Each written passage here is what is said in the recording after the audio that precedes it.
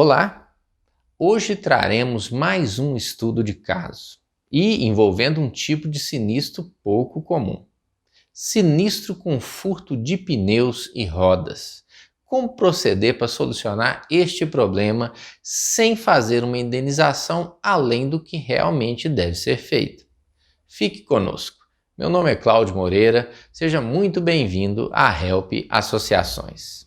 Antes de mais nada, gostaríamos de mais uma vez dizer que os nomes, lugares, assim como todas as referências aqui prestadas, foram alteradas, com o intuito de preservar as identidades e a privacidade das pessoas envolvidas. Também queremos afirmar que algumas situações no contexto poderão ser descaracterizadas com o mesmo intuito. Nosso interesse é apenas relatar um fato ocorrido e o desenrolar da história, de modo que toda a nossa audiência possa aprender com essa experiência e, de certa forma, criar mecanismos de precaução em suas associações, assim como no desempenhar das suas atividades de trabalho. Afinal de contas, aprender com a experiência de outros é sempre a melhor forma, além de que a prevenção é o melhor remédio. Vamos ao caso. Na cidade de São Borges, havia uma associação de proteção veicular muito bem estruturada. Essa associação tinha sido criada por dois grandes empresários que contavam com uma vasta experiência em administração de empresas. Já no ramo de proteção veicular, foram construindo de forma empírica uma boa estrutura para a associação que administravam. Com o passar dos anos, esta associação chegou a ter pouco mais de 10.000 associados. Nesse interim, aconteceu um caso muito interessante.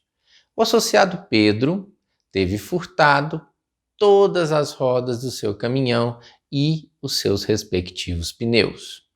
Pedro, que já era um associado há um bom tempo, procurou o consultor da associação para saber o que fazer e como dar entrada no sinistro. Ele era conhecido por ser um associado bastante cuidadoso com seu veículo, quase nunca deixando o caminhão sozinho. Dormia sempre em postos de combustível confiáveis, além de sempre cuidar em guardar o caminhão em um galpão seguro quando não estava viajando a trabalho. O Sr. Pedro também era considerado um excelente associado. Nunca deixava atrasar o pagamento dos seus boletos e tinha um bom relacionamento com a associação, inclusive indicando pessoas que também pudessem se tornar associadas. O consultor Vicente orientou ao Sr. Pedro que providenciasse a seguinte documentação: boletim de ocorrência, foto da carteira de habilitação, fotos do veículo logo após o evento do furto e o documento do veículo. Além disso, também pediu que preenchesse alguns formulários da associação e depois que enviasse tudo digitalizado para o departamento de sinistros da associação para que pudessem dar prosseguimento no processo. O Sr. Pedro, então, seguiu as orientações de Vicente e procurou o departamento de sinistros, encaminhando toda a documentação solicitada por e-mail. Assim, iniciou-se a análise de sinistros. Decorridos alguns dias, o analista de sinistros começou a verificar a situação relatada, assim como a conferência das informações constantes no regulamento da associação. Buscava identificar se, nesse caso, o associado teria o direito de receber a indenização por todas as rodas e pneus do veículo, objetos do evento de furto. Após investir algum tempo na leitura e examinar a documentação devida, o analista percebeu o seguinte: o regulamento informa sobre essa situação específica de furto, porém, quando esse tipo de furto ocorre de forma não isolada. Vou explicar melhor. No regulamento, pneus e câmaras de ar estão regularmente protegidos, desde que não afetados isoladamente.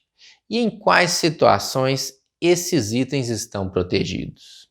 Colisão, capotamento, abauroamento e queda. E eventos também durante transporte de veículo por meio apropriado.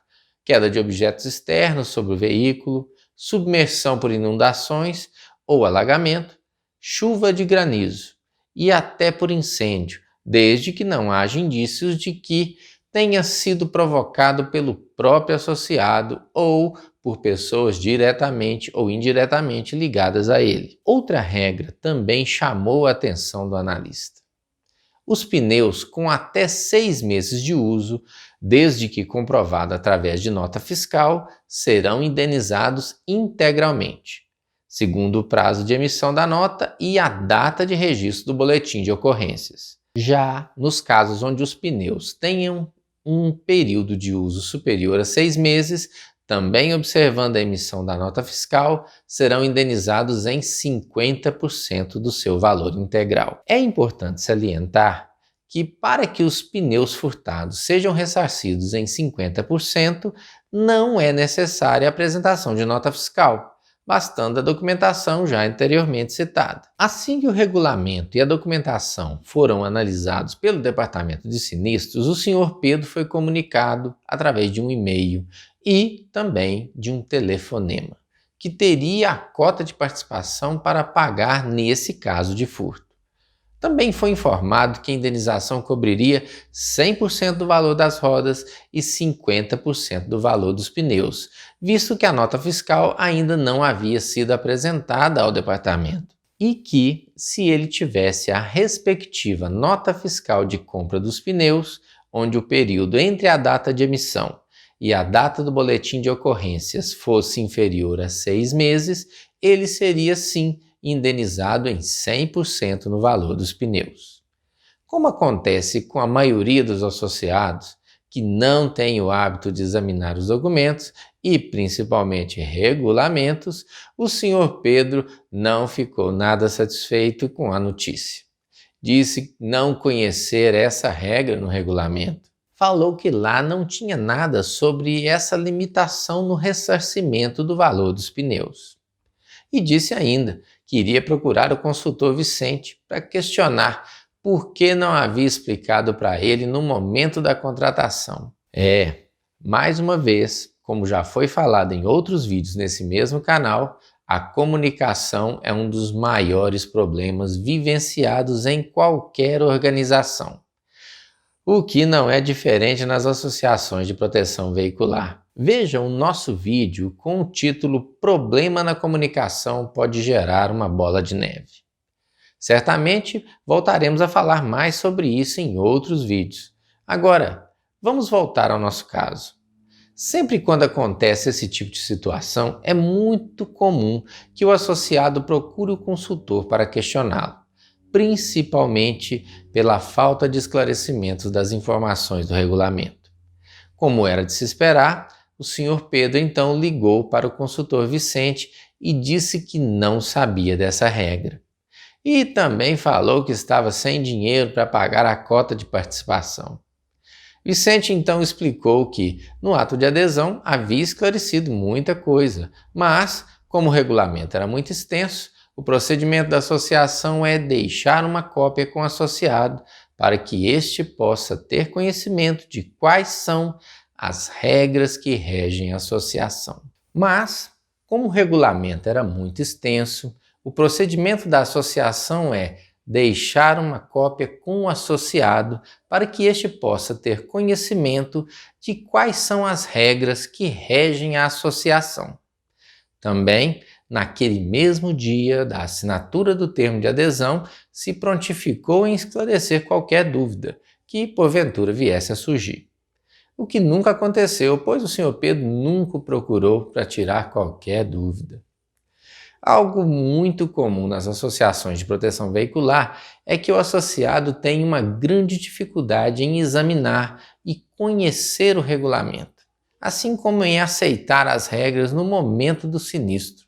Por esse motivo, é tão importante esclarecer ao associado que o conhecimento das regras antes de qualquer evento é um benefício para ele mesmo e não somente para a associação. Disse ainda que no momento do sinistro, as pessoas estão em um nível de estresse muito elevado e as surpresas desagradáveis, que não são nada raras, tornam o momento ainda mais difícil e estressante. Houve uma certa calmaria na conversa, eles então se despediram e desligaram o telefone. Passaram alguns dias, o senhor Pedro procurou o departamento de sinistro da associação. Já no primeiro momento, o senhor Pedro disse que não tinha nota fiscal dos pneus, porém apresentou um recibo escrito à mão com a data inferior a 6 meses para tentar receber 100% do valor dos pneus novos. Obviamente, o departamento de sinistros não aceitou o recibo manuscrito. Então, informada pelos funcionários do departamento, a gerência de sinistros achou mais viável pedir uma sindicância para que fosse verificada a veracidade dos fatos que envolviam o furto. Assim que a sindicância foi efetuada, constatou-se que realmente não houve tentativa de fraude no relato do furto. Porém, pelo fato de o senhor Pedro não conseguir a nota fiscal da aquisição dos pneus, ele não teria 100% do valor dos pneus ressarcidos. Não tendo outra forma de atender sua solicitação, o senhor Pedro pagou a cota de participação, recebendo 100% do valor das rodas e 50% do valor dos pneus. E o que podemos tirar como lição deste caso tão incomum? Primeiramente, vemos que, mais uma vez, o esclarecimento de todas as informações importantes deve sim ser uma prática habitual no ato de adesão. O associado deve ter acesso ao regulamento, se possível, impresso. Deve também assinar o documento que atesta o recebimento do regulamento, inclusive concordando com todos os termos, principalmente com as normas, os deveres e as obrigações descritas nesse documento. Em segundo lugar, é de extrema importância que a equipe do Departamento de Sinistros conheça também o regulamento e que no momento da regulagem do sinistro é necessária a conferência se é ou não cabível o ressarcimento solicitado. Isso em conformidade com o regulamento, evitando assim pagamentos de sinistros indevidos. E ainda, em terceiro lugar, o consultor precisa estar plenamente alinhado com as informações do regulamento e do setor de sinistros, conhecendo o processo de forma clara, visto que ele é a pessoa-chave na relação entre o associado e a associação. E, finalizando, um associado mal informado, mal esclarecido ou sem instrumentos que possibilitem o acesso a essas informações pode acarretar um enorme estresse para a associação, principalmente para os departamentos de sinistro e jurídico, assim como para o próprio consultor. E aí, gostaram do vídeo? Fatos reais, mesmo que em contexto ilustrativo, nos ajudam a entender melhor determinadas situações e como podemos evitá-las ou até solucioná-las. Todos os envolvidos nesse contexto passaram por momentos de estresse e pressão, e o que por muitas vezes pode atrapalhar tomadas de decisões inteligentes e que evitem maiores problemas. Bem, é isso aí. Deixe então o seu like se você gostou do vídeo, se inscreva no nosso canal, siga-nos em nossas redes sociais. Nós queremos manter um bom relacionamento com a nossa audiência. Compartilhe este e os outros vídeos do nosso canal e deixe nos comentários quais são as suas dúvidas, quais as informações poderíamos trazer aqui no canal para atender você. No mais, nós agradecemos mais uma vez, um grande abraço. Tchau!